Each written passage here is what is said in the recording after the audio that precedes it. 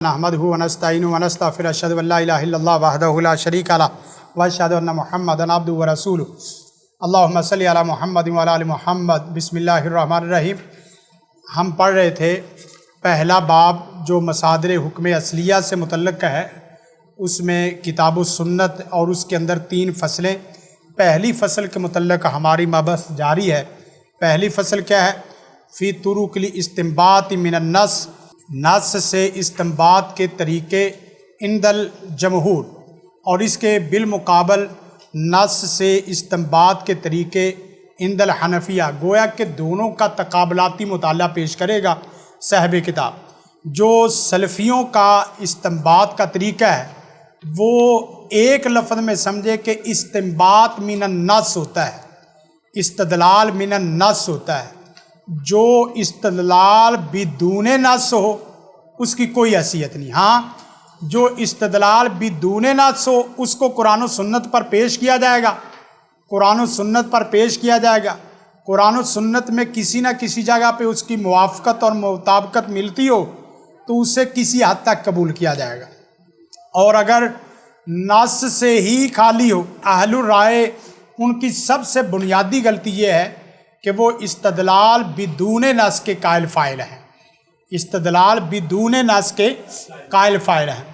اور ہم لوگ جو اپنا فخر سے استدلال پیش کرتے ہیں وہ یہ کہ استدلال من النص ہے۔ اب ایک تیسرا فریق ہے، وہ بہت خطرناک ہے۔ وہ کون ہے؟ یہ صوفیہ وغیرہ کا جو گروہ ہے۔ وہ کیا کہتے ہیں؟ وہ کہتے ہیں استدلال بدون نص ہوگا لیکن ہوتا باطن سے ہے، یعنی شریعت کا ایک ظاہر ہوتا ہے، شریعت کا ایک کیا ہوتا ہے؟ باطن ہوتا ہے، اور وہ شریعت کا باطن ہے ہی نہیں جو ظاہر ہو جائے۔ باطن ہمیشہ ہی باطن ہوتا ہے، اگر وہ ظاہر ہو جائے تو وہ سمجھ لو کہ باطن نہیں ہے۔ تو ہم کہتے ہیں پھر باطن ہے کیا؟ وہ کہتے ہیں اہل علم، علماء یا اسی طرح صوفیہ، ان کے دلوں میں اللہ خفیہ راز رکھتا ہے، ان کے دلوں میں اللہ خفیہ راز رکھتا ہے۔ وہ خفیہ راز دراصل شریعت کا کیا ہے؟ باطن ہے، اور شریعت کے ظاہر سے باطن تک پہنچنا اصل شریعت ہے۔ یہ ان کے ہاں ہے، ان کے ہاں۔ ہم یہاں سے انہوں نے تو صوفیہ نے خفیہ راز کا کہا، حنفیوں نے ایک اور داغ لگانے کی کوشش کی تھی۔ انہوں نے کہا کہ شریعت کا ایک ظاہر ہوتا ہے، اس سے استدلال ہوتا ہے، اور شریعت کا ایک باطن ہوتا ہے، اور وہ باطن دلیل ہوتی ہے، لیکن وہ دلیل ایک مجتہد کے ذہن میں ہوتی ہے، مجتہد کی زبان میں نہیں ہوتی، مجتہد کی کیا ہے؟ ذہن میں ہوتی ہے۔ اب وہ ذہنی دلیل کو ظاہر نہ بھی کرے اور کوئی فتویٰ دے دے تو اس کی بات بھی حجت ہے۔ ہم کہتے ہیں کہ بھئی دلیل وہ ہوتی ہے جو دلالت سے ہے، دلیل وہ ہوتی ہے جو دلالت سے ہے، اور دلالت وہ بظاہر چھوٹے کو چھوٹے کے اعتبار سے، بڑے کو بڑے کے اعتبار سے، اور مجتہد کو مجتہد کے اعتبار سے وہ رہنما بن کے رہنمائی کرے۔ مثلا الحمدللہ رب العالمین الرحمن الرحیم الف لام میم ذالک الکتاب قل اعوذ برب الناس قل هو اللہ احد۔ چھوٹا چھوٹے کے اعتبار سے اس کی تفسیر سمجھے گا، بڑا بڑے کے اعتبار سے سمجھے گا۔ مجھے اور آپ کو ایاک نعبد و ایاک نستعین کا ترجمہ بھی کرنا مشکل ہے، لیکن امام ابن قیم علیہ رحمہ انہوں نے ایاک نعبد و ایاک نستعین پہ 3 جلدیں لکھ دی۔ مدارج السالکین، مدارج السالکین وہ ایاک نعبد و ایاک نستعین کے اوپر کیا ہے؟ اب آپ اندازہ کریں کہ ان کا استدلال کیا ہے۔ انہوں نے آنکھ لگائی ایاک نعبد و ایاک نستعین پر تو انہوں نے 3 جلدیں نکال دی۔ ہم نے اس سے نکال لی، آنکھ لگائی تو ہم نے اس سے توحید نکال لی۔ ایک تیسرے نکالی، اس نے توحید بھی نہیں نکالی، یعنی اس کی آنکھ اتنی میلی کچیلی اور کچرے سے بھری ہوئی کچرے سے ہے کہ ایاک نعبد و ایاک نستعین سے بھی اس کو توحید نظر نہیں آتی۔ اور باطل پرست لوگ ایسے ہیں، اللہ ان کو ویسے ہی غارق کرے کہ ہدایت ہے تو ہدایت دے دے، تو وہ کیا ہے کہ توحیدی آیات سے شرک نکال رہے ہیں، یعنی توحید پر مبنی آیات سے وہ شرک کے اوپر کیا ہے؟ دلیلیں پکڑ رہے ہیں کہ اس سے مثلا انت مولانا، حضرت مولانا، ہیں انت مولانا، اللہ کو بھی مولانا کہتے ہیں، اور حضرت مولانا بندوں کو بھی مولانا کہتے ہیں۔ تو یہ اللہ کا مولانا اور حضرت مولانا گویا کہ بندوں کی صفات، اللہ کی صفات آپس میں مشترک، نعوذ باللہ اللہ کی پناہ۔ اس طرح کو اس نے کئی ایک لفظ پکڑ کے تقریباً 50 سے 100 الفاظ ایسے پکڑ کے خام خواہ انہی الفاظ سے جو الفاظ توحید پر مبنی اس سے کیا کرنے کی کوشش کی ہے، شرک ثابت کرنے کی کوشش کی۔ اور شرک کا نام کیا رکھا؟ توحید سیمینار۔ کیا نام رکھا؟ توحید سیمینار۔ تو بات کر رہا تھا طرق الاستنباط من النص، اور آپ اندازہ کریں یہ بھی کم ہمتی والی بات نہیں ہے کہ آیات کا مرکز و محور ہی پھیر دینا، اس کا اصل مصدر مرجعی بدل کے رکھ دینا، یہ کوئی کم بختی نہیں ہے۔ بات سمجھ رہے کہ نہیں؟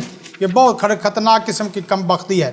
تو طرق الاستنباط من الناس میں آگے ہم نے پڑھا تھا کہ اس کے طرق الاستدلال من الناس عند الجمہور 2 طریقے ہیں، وَلَهُمْ فِي ذَلِكَ طریقتان، 2 طریقے۔ ایک ہے الاولیٰ الاستدلال بالمنطوق، اس کو اب بچے پوری زندگی یاد رکھنا ہے، اس کو کتابی جملہ نہیں رہنے دینا، یہ یاد رکھیں، اس کو کتابی جملہ نہیں، اس کو آپ نے اپنی تقریر کا، اپنے معاشرے کا، اپنی زبان کا حصہ بنانا ہے۔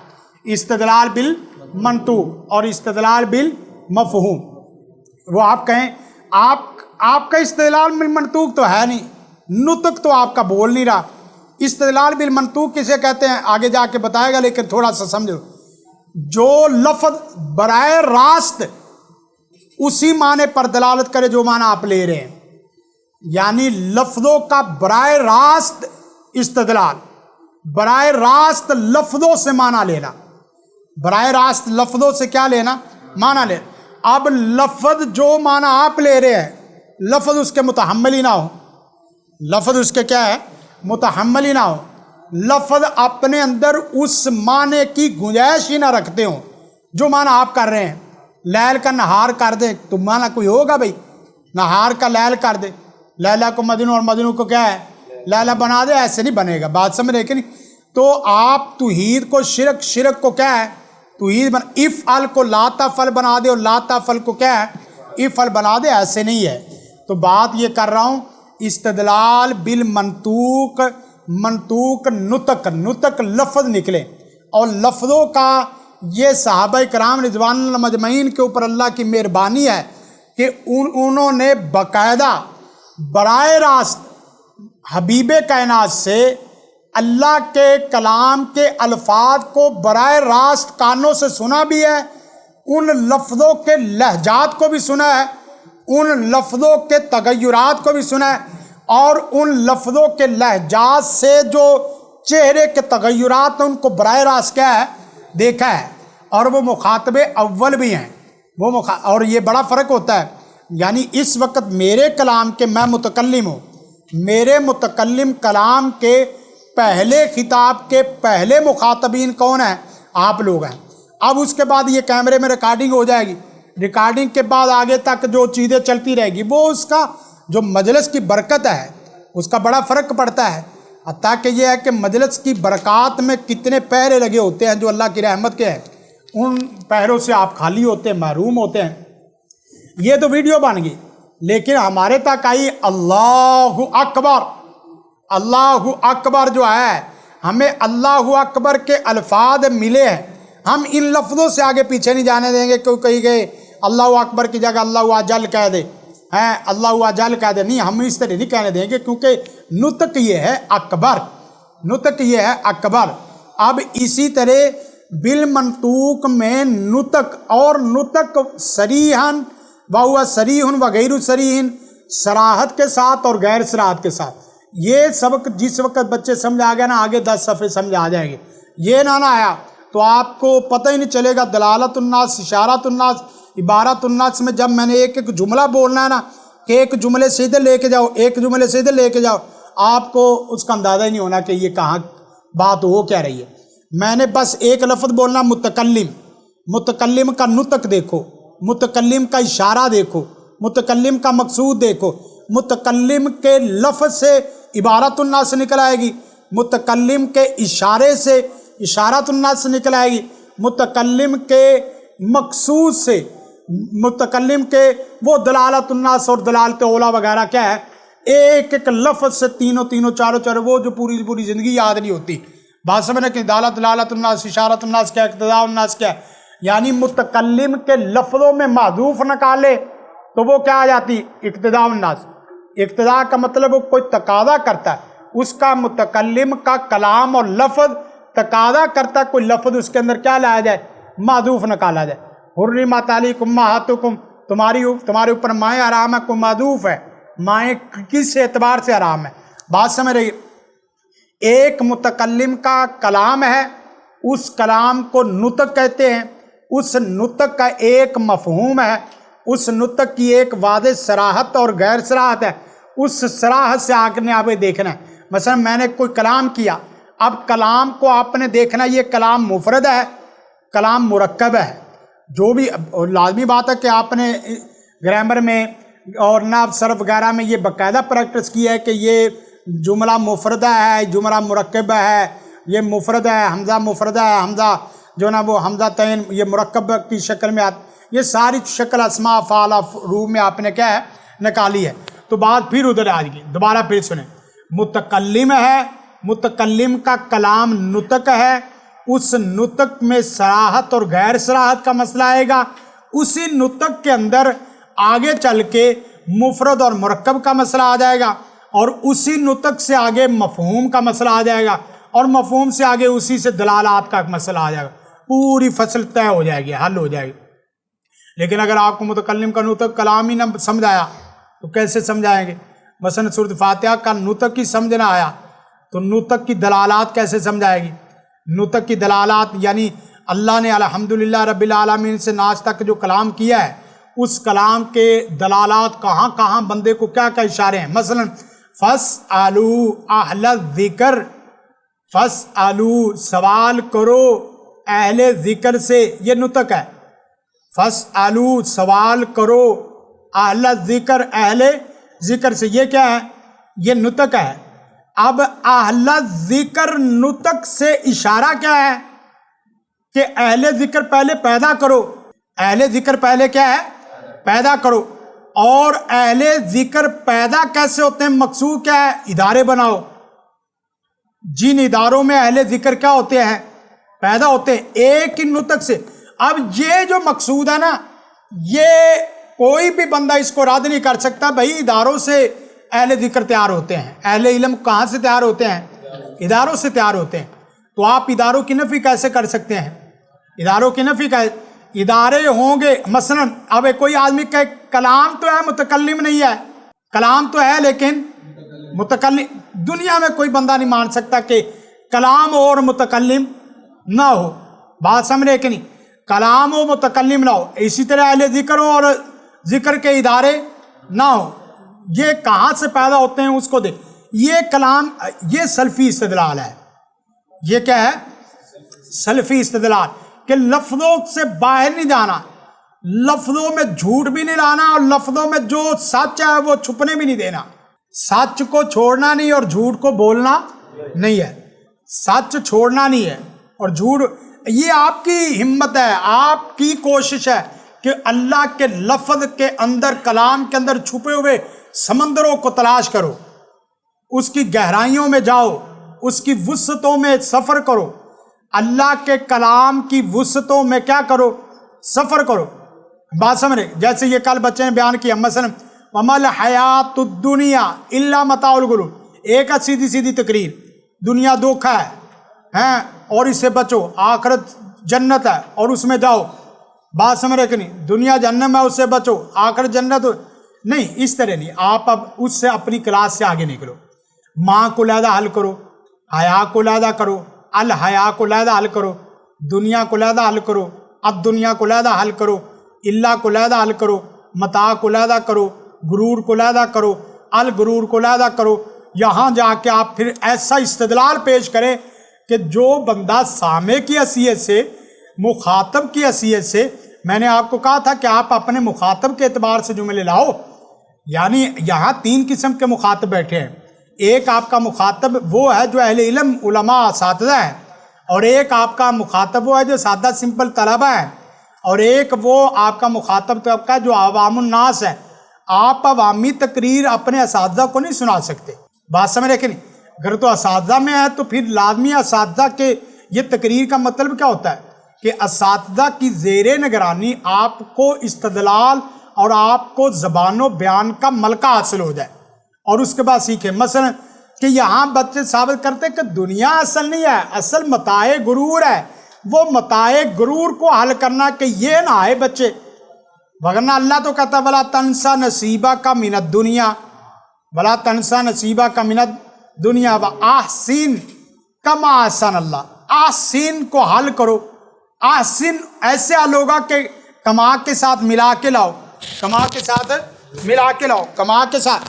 کما احسن اللہ، اللہ کا احسان آپ کے اوپر ہی نہیں کھلا، آپ کے اوپر اللہ کا احسان نہیں کھلا تو آپ اپنے احسان کو لوگوں کے اوپر کیسے کھولیں گے؟ باسن اللہ نے یہاں لفظ بیان کیا کہ نطق بات کر رہا ہوں، میں مثالیں دے رہا ہوں نطق کی، مثالیں دے رہا ہوں نطق کی۔ نطق نہیں نہ سمجھائے گا بچے، آپ کو آگے استدلال پھر آپ پتہ کیا کریں گے، کبھی ابن کثیر پکڑ لیں گے، کبھی آپ جو نا تفسیر القرآن الکریم پکڑ لیں گے، کبھی تفسیر القرآن پکڑ لیں گے، کبھی آسن البیان پکڑ لیں گے، کبھی کوئی ظلال القرآن پکڑ لیں گے، پھر ان کے جو چربے ہیں چربے چرا کرتے جائیں گے، بیان کرتے جائیں گے۔ لیکن آپ کو اپنے 10 سال جو لگایا ہے اللہ نے آپ کو کیا فہم دیا وہ بھی تو لاؤ نا، کہ وہ پیچھے والا فہم تھا، یہ ابھی موجودہ فہم میں یہ آ رہا ہے، تو اس کے اعتبار سے آپ کریں گے تو اللہ کی رحمت ہو جائے گی۔ تو وہ کیا کہتے ہیں، استدلال بالمنطوق عند الجمہور عند السلف ہیں، عند علماء سلف، علماء سلف کے ہاں استدلال کہاں سے چلتا ہے؟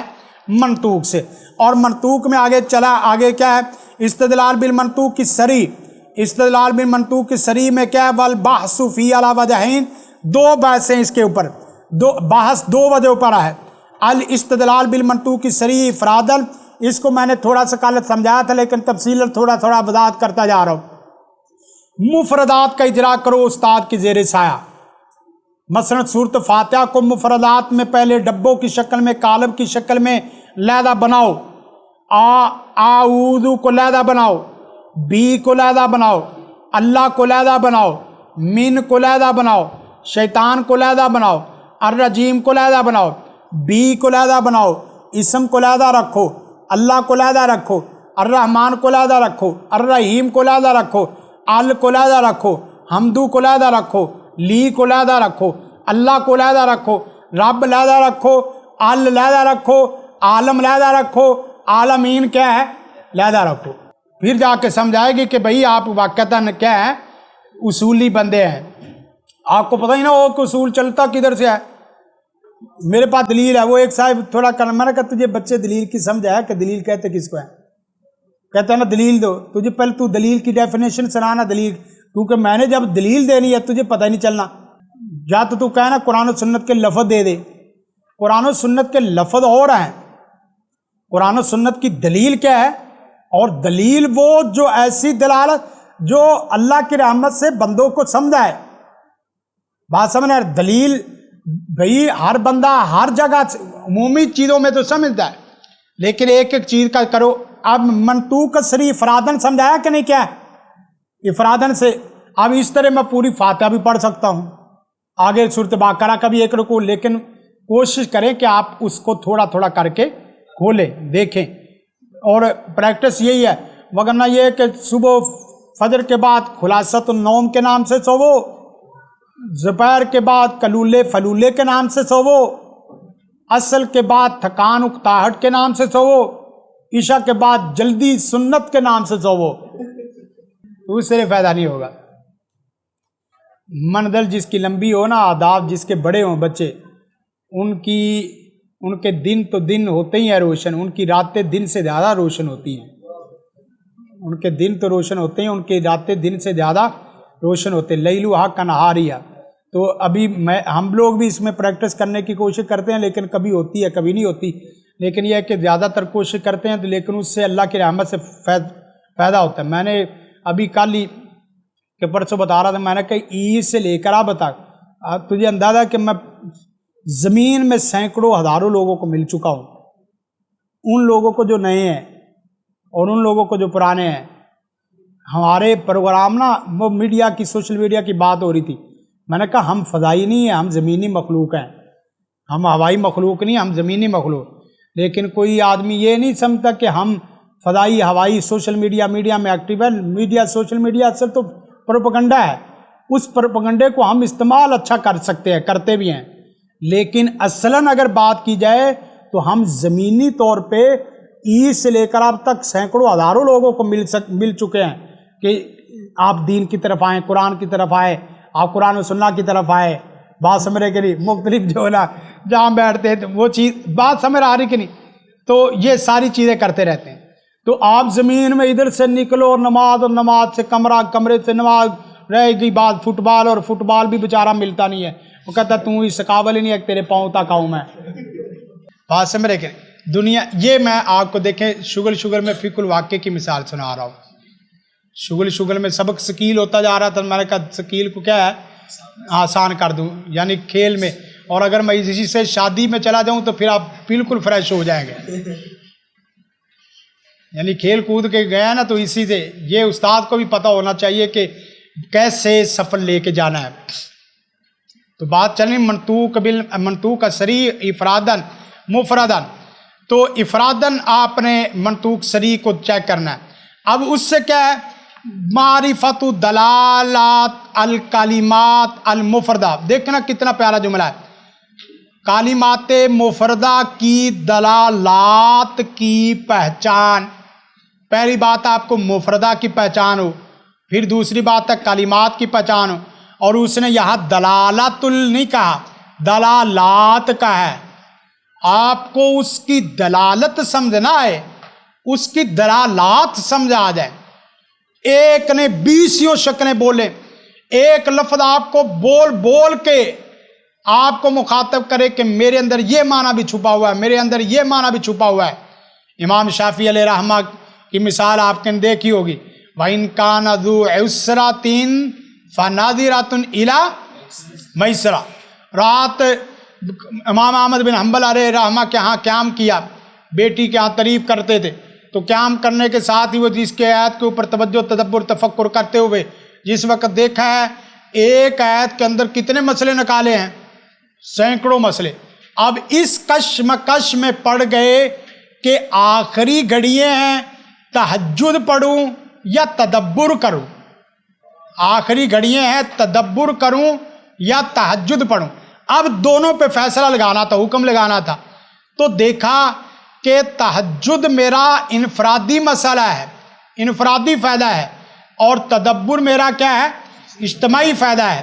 تو میں اپنے انفرادی مفادات اور فوائد پر امت کے اجتماعی مفادات اور فوائد کو ترجیح دیتے ہوئے کیا کر رہا ہوں، اس آیت کے اوپر تدبر تفکر سے 100 مسئلے نکال رہا ہوں.